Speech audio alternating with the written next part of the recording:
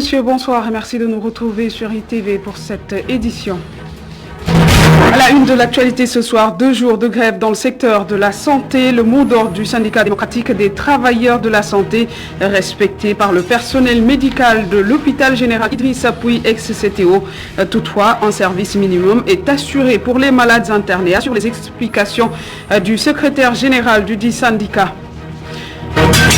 Et pendant ce temps, un cadre de collaboration pour renforcer davantage la surveillance épidémiologique sur le continent mis sur pied aujourd'hui.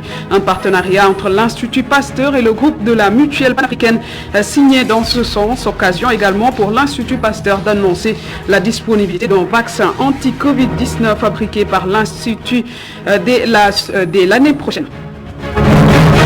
Recrudescence des accidents de la route, le plaidoyer de la directrice exécutive de Partners West Africa Sénégal. Elle appelle à plus de responsabilité, à des comportements exemplaires sur la route, révélant aussi que les accidents coûtent 2% de notre PIB, soit 165 milliards de francs CFA. Vous l'entendrez dans ce journal.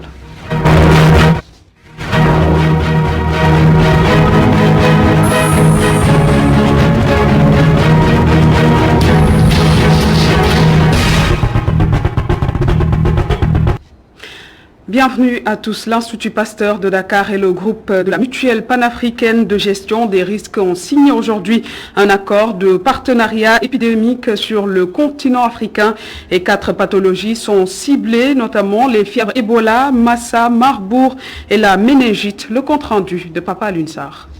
Fièvre Ebola, Marburg, Lassa et la méningite, 4 maladies épidémiques qui frappent le continent. L'Institut Pasteur de Dakar et le groupe de la Mutuelle panafricaine de gestion des risques serrent les rangs en signant ce lundi un accord de partenariat objectif combattre ces pathologies dans les pays africains.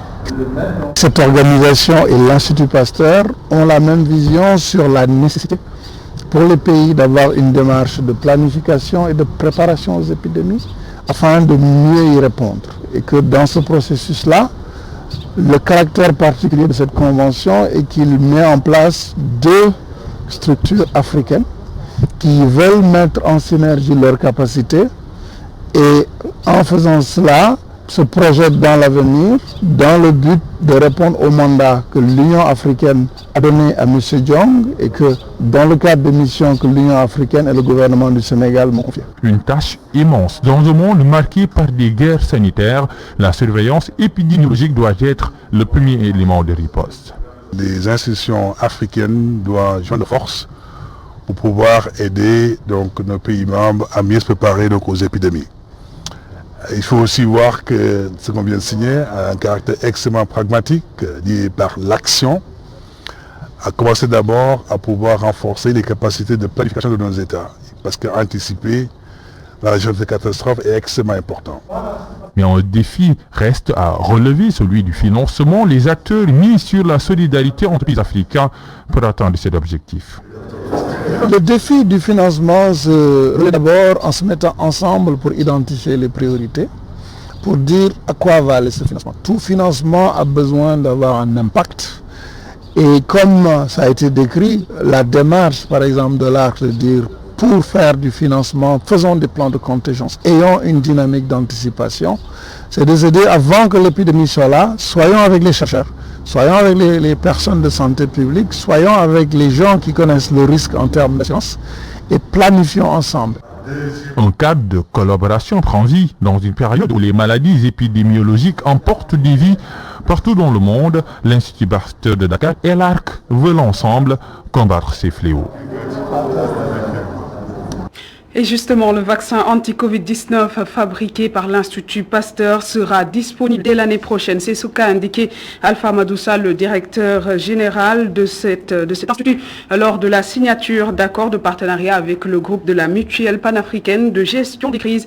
Et pour réussir ce défi, Alpha Amadoussa mise sur le partenariat entre les institutions africaines. Il s'exprime au micro de Papa Alunissar. Alors, aujourd'hui, nous travaillons dans un programme pour mettre à disposition le vaccin Covid dès l'année 2022. Nous essayons de l'avoir le plus tôt possible en 2022 et c'est pour ça que, comme ça a été dit par les autorités sénégalaises, par nous-mêmes, nous sommes dans un processus d'accélération et aujourd'hui, dans ce processus, nous avons encore un partenaire de taille qui va nous aider dans cette démarche. Il y a une dynamique collective qu'il faut avoir, mais aussi au-delà de la dynamique, cette intelligence collective. Faire du vaccin, c'est une chose. Il est encore plus important de pouvoir le déployer, de savoir comment les pays doivent l'utiliser. Et c'est là où nos expertises complémentaires, notre intelligence collective est importante à être engagée avant que les vaccins soient là. Et ça met toute une perspective aussi dans le travail qu'on est en train de faire. Comme le disait le directeur général, nous avons demandé à nos équipes dès demain de se mettre au travail pour justement faire ce travail de préparation, de planification pour les épidémies en général et donc de prendre en compte la dimension vaccin Covid. Et nous restons toujours dans le milieu de la santé. Une grève de 48 heures à l'hôpital général Idrissa Pouye. Le personnel médical de l'hôpital a observé le mot d'ordre du syndicat démocratique des travailleurs de la santé et du secteur social. Sur place, ce matin, beaucoup de services salariés, même si pour les malades hospitalisés, les blouses blanches font appel à leur conscience professionnelle. Chersek, secrétaire général du syndicat des travailleurs de la santé, au micro de Mansé Boubabou. Aujourd'hui, vous allez au service de la radiologie, il n'y a aucune activité. Ça, je vous le dis franchement, tous les malades qui avaient été programmés par rapport à l'imagerie médicale n'ont pu faire leurs examens. C'est la même chose qu'on a constaté dans les services au niveau de la médecine physique et de la réadaptation, surtout pour les malades handicapés et autres. C'est pour les raisons que je dis encore une fois, nous nous excusons auprès des malades. Il y a des malades qui étaient hospitalisés. Et quand on a des malades hospitalisés pour un traitement, notre conscience ne nous permettait pas, en tout cas, de les interrompre. Parce qu'on ne voudrait pas avoir des conséquences qui aujourd'hui pouvaient être difficiles par rapport à ces malades. Et pour ces raisons, nous avons demandé à nos collègues de venir tôt, donner le traitement de ces malades et de rentrer chez eux. C'est ce que les gens ont fait dans l'ensemble des services, en tout cas, que ce soit au niveau de l'orthopédie, de la traumatologie, de la neurochirurgie, de la chirurgie générale, de la cardiologie, de la médecine interne et au niveau de la pédiatrie. Tout cela, les gens ont suivi largement le mot d'ordre. Et nous disons que nous sommes très satisfaits. Si je parle de l'hôpital Idrissa Pouye. C'est la même situation. J'ai eu quelques camarades qui sont dans la région, que ce soit à Matam, que ce soit à Linguère même, que ce soit dans les autres régions. Les gens ont suivi largement le mot d'ordre, surtout ceux qui sont au niveau des postes de santé. Donc aujourd'hui, nous considérons que réellement cette grève-là a été largement suivie et nous ne pouvons que nous en satisfaire. Maintenant, l'évaluation sera faite demain, parce que c'est une grève de 2 jours, et on saura l'impact par rapport à la situation. Mais notre objectif, ce n'est pas de faire souffrir la population, ni de mettre la pression sur qui que ce soit. Et puis en matière de sécurité routière, retenez que les accidents coûtent 2% de notre PIB, soit 165 milliards de francs CFA. La révélation est faite par la directrice exécutive de Partners West Africa Sénégal pour professeur Adjaratou Waha Aïdara Ndiaye. Les solutions face à la recrudescence des accidents de la route sont éducatives mais également étatiques. Ces propos recueillis par Sophie Abba. Plus de 645 morts sur les routes, et surtout l'axe Dakar-Tambacounda.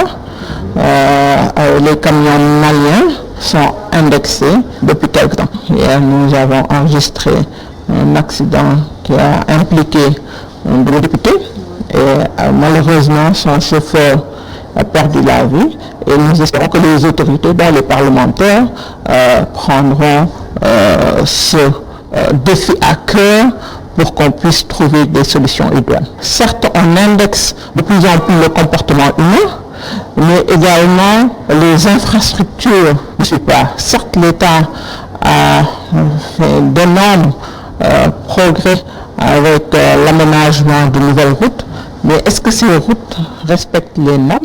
Mais également, il faut renforcer le contrôle routier, revoir les sanctions.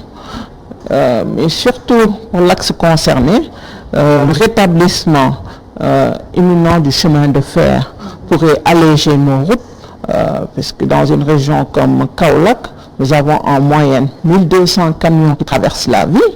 En plus de ces camions, puisqu'on sait que ces camions vont vers Dakar, à cause de la situation géographique du port de Dakar, ça impacte sur la circulation routière avec les embouteillages. Et la Banque mondiale avait même dit que le Sénégal perdait en moyenne 200 milliards par an à cause des embouteillages. Et les accidents coûtent 2% de notre PIB, soit 165 milliards. Et justement, en parlant d'accidents sur nos routes, Moustapha Guirassi, après l'accident de sa voiture à Kédougou qui a coûté la vie à son chauffeur, rend hommage à celui qu'il qualifie de frère, d'amis proches également. Il a aussi invité les autorités à trouver des solutions pour les grandes routes. Écoutons-le. Il est parti brutalement. Nous acceptons et nous demandons à Allah, nous implorons sa miséricorde et qu'il accueille au paradis. Et nous demandons aussi à sa famille de l'ambulance et davantage de soumission à Allah et prions aussi Dieu qu'il y ait moins d'accidents sur nos routes. Parce que de plus en plus ces routes-là sont fréquentées par de gros porteurs, de gros camions, donc c'est des accidents souvent tragiques. Prier qu'on en ait de moins en moins et davantage de prudence aussi pour ceux-là qui font ces routes-là. Pour ma part, alhamdoulilah, le choc a été extrêmement violent, très très violent.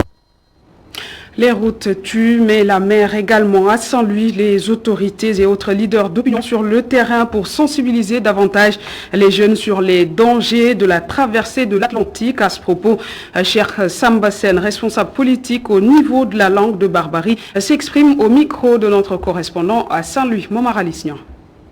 Les jeunes, je vous décourage d'aller vers l'Europe. Il n'y a plus rien depuis la Covid. Il n'y a plus rien là-bas. Il faut voir ceux qui sont dans les rues au niveau des pays européens. Donc, l'Europe ne fournit plus d'emplois.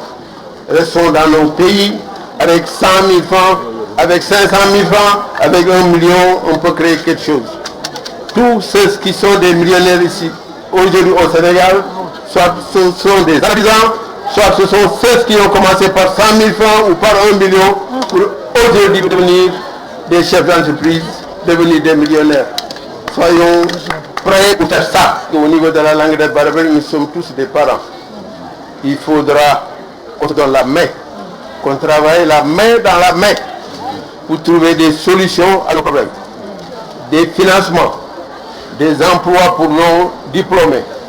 Orienter les jeunes vers des avenirs meilleurs pour que demain, on puisse avoir une vie meilleure, qu'on puisse avoir un avenir meilleur.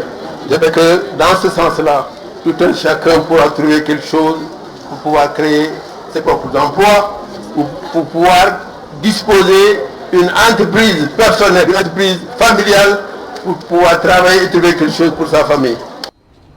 Et puis, affaire de trafic de passeports diplomatiques, le secrétaire national chargé de la mobilisation et de la propagande au Parti démocratique sénégalais exige l'application stricte de la loi contre les députés et membres de Y'en a marre épinglés. Hassan Ba, qui regrette par la même occasion la récurrence des scandales en lien avec la corruption, juge également trop tardif l'audit de la gestion des inondations. Il est avec Migui Mardiaye. Des députés, membres de Benno Bokk Yakaar et des acteurs du mouvement Y'en a marre impliqués dans des affaires de trafic de passeports présumés. Deux dossiers aux allures de scandale. C'est pourquoi la loi doit être appliquée dans toute sa rigueur, selon le secrétaire national responsable de la mobilisation et de la propagande au PDS. Que la justice fasse son travail, même si on sait que malheureusement la justice n'est pas indépendante, elle est embrigadée par le régime, elle est embrigadée par le pouvoir exécutif, c'est connu de tous. C'est les magistrats eux-mêmes qui le disent. Ils disent qu'ils ne sont pas indépendants, mais ces dossiers, ils sont surtout politiques. Et c'est des éléments qui appartiennent à la mouvance présidentielle, à Benno Bokk Yakaar et à l'APR. Donc je ne douterai pas un seul instant que cette affaire-là puisse se terminer véritablement dans un coin en oubli. Depuis l'arrivée du président Macky Sall au pouvoir, les scandales se succèdent et se ressemblent, constate avec amertume ce membre du Parti démocratique sénégalais. Hassan Ba accuse Macky Sall qui refuse de lever son coude sur certains dossiers, selon ses termes. C'est la malgouvernance qui est mise aujourd'hui comme un système de gouvernance. Malheureusement, nous avons vu que beaucoup de corps de contrôle l'inspection générale d'État, la Cour des comptes, etc. Tous ces corps de contrôle ont eu à épingler dans des rapports exhaustifs des gestionnaires du régime, dans les ministères, dans les structures de développement, n'est-ce pas, au niveau du coude d'ailleurs, et dans certaines institutions de la République. Mais jusqu'ici, le président a mis son coude. Concernant l'audit du programme décennal de lutte contre les inondations ordonné par le président de la République, le responsable libéral parle de tâtonnement. Écoutez, l'audit est venu tardivement parce qu'on est à quelques mois de la fin du plan décennal. Il devrait faire un suivi. Quand on sort une somme colossale comme celle qu'on a sortie, on doit quand même faire un suivi de façon méthodique, de façon sérieuse. C'est-à-dire que tous les ans, tous les 2 ans, faire un suivi, voir un peu. Fatou Ndédou, ministre, a dit ici, à l'Assemblée nationale, que l'argent qui a été voté pour qu'il aille au niveau du règlement de ces problèmes-là, n'est-ce pas, a subi un détournement d'objectif. L'augmentation des prix des denrées de première nécessité a été aussi passée au peigne fin par ce membre du comité directeur du PDS. Hassan Ba dénonce un taux d'endettement qui serait trop élevé selon lui. Également, le Parti démocratique sénégalais pas du tout satisfait de la sortie de Barthélémy Diaz dans l'émission Jury du dimanche animée par Mahmoud Ibra Kane. D'après Hassan Ba, le maire de Mermoz-Sacré-Cœur est toujours dans une période d'apprentissage en politique, précisant également qu'Abdoulaye Wade reste le leader du parti qui indique toujours la voie à suivre. Il a aussi souligné sa volonté de porter son fils Karim Wade à la tête du parti. Hassan Ba au micro de Migui Maram Ndiaye. Je demanderai plutôt à notre jeune frère Barthélémy Diaz de s'occuper de son tahaou parce qu'il ne peut pas comprendre ce qui se passe réellement dans notre parti. Karim Meïssa ne peut pas être un problème au Parti démocratique sénégalais. Au contraire, c'est un cadre compétent, connu, qui est d'une notoriété extraordinaire, qui est aujourd'hui même prêt à, comme il a toujours fait d'ailleurs, à prendre ses responsabilités dans la gestion de notre pays. Et je pense que les citoyens sénégalais, au-delà même des militants, l'attendent de pied ferme, puisqu'il compte aujourd'hui le recours et le refuge du peuple sénégalais. Nous avons un frère secrétaire général national, c'est le président Abdoulaye Wade. Donc c'est lui qui régente, c'est lui qui dirige le parti, c'est lui notre lanterne. C'est lui notre lanterne, nous, en tant que cadre du Parti démocrate sénégalais. Oui, Karim Wade peut parfaitement être le prochain futur secrétaire général national du parti. Personnellement, je suis d'accord pour ça et je travaille à cela, puisqu'il a montré ses compétences. Ce retour est souhaité par tout le monde. C'est vrai, nous venons de boucler une tournée nationale. Ça a été le cri de cœur de tous les militants, pour ne pas dire de tous les citoyens.